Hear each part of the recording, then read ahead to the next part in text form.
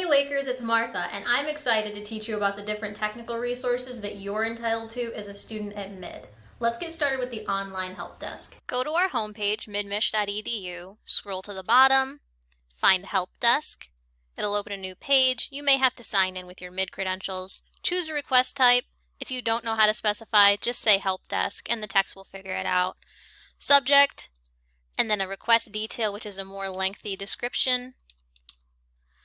And then a telephone number if you want to be contacted.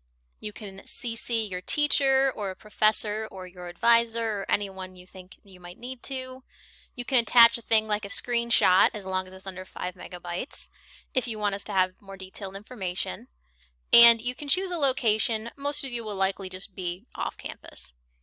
Then you're going to hit save, and then it will show up in your history.